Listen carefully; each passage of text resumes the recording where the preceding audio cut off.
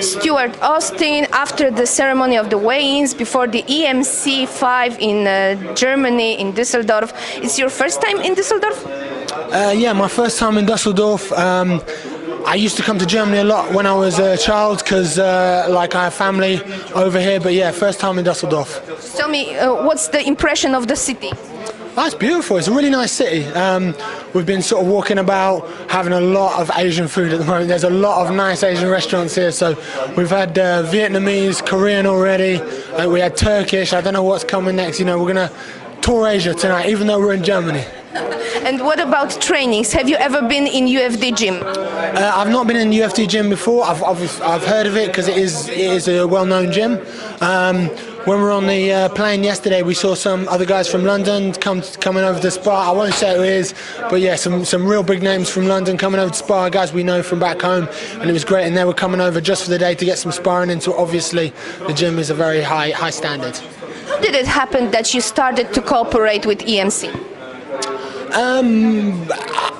You know, like you get to a certain stage, you know people who know people, and you know I speak to him. He says, "Oh, we've got these guys," and when they said Ishii's name, I was just like, "Yeah." I didn't normally the process through management is going through management, speaking to coaches, but I heard Ishii's name and I was like, "That's an exciting fight. I want it," and I just said yes before I spoke to anyone. Then it was like, come up with a game plan after. Veteran of Dream, of Rising, a guy who fought all around the world, so it's like a big name for you. What's your plan to win this fight with him and take this beautiful belt?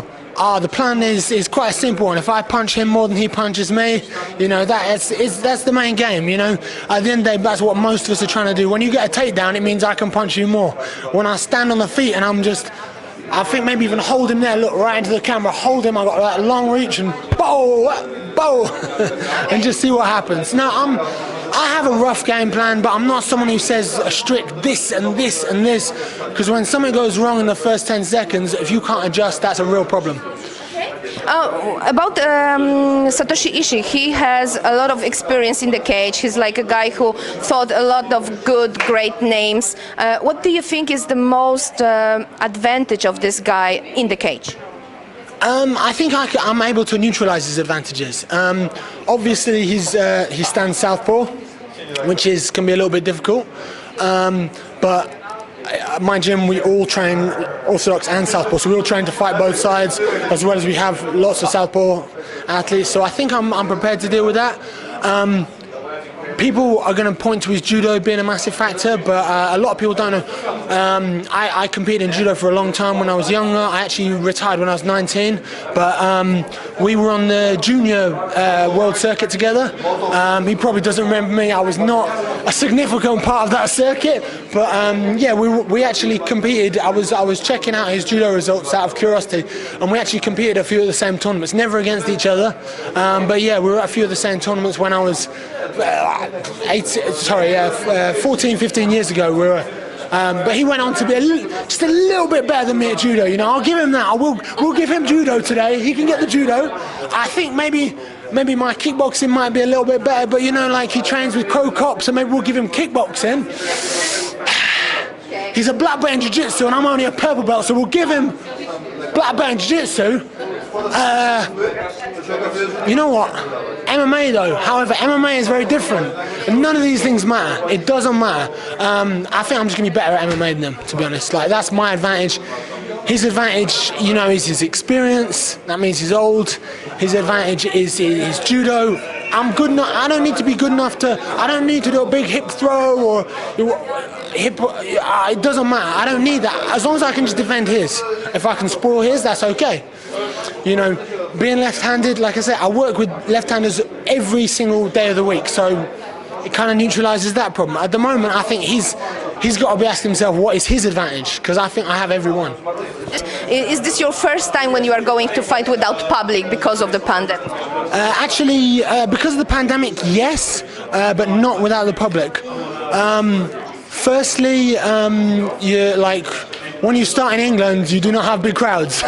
Like he started, and on day one, you know, he's in arenas, there's people watching, big fans. Well, on day one, I was in a nightclub with 5 of my mates going, yeah, and the thing, well, I'm sure it was cage fighting. You know, we were up there because we're 2 people who want to have a scrap. So it's kind of nothing new for you. Exactly, and also I competed last year at a private event in Russia, and that was no tickets, it was invite only, and that was a very weird experience. But I think this is the sort of thing that is going to be very the same.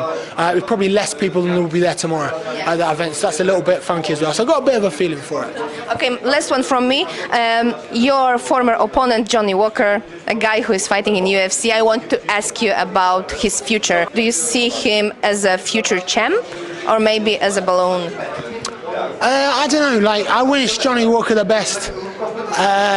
As far as I'm concerned, he's in the past. Like, I dabbled at light heavyweight, but I just weighed in at 112 kilos yesterday, and that kind of says how light heavyweight was for me. Like, getting to light heavyweight was just awful. Like, you know, like on fight week I'll be cutting 11 kilograms, you know, like, and Johnny just beat me everywhere. That night he beat me at absolutely every single thing, and he's done real well.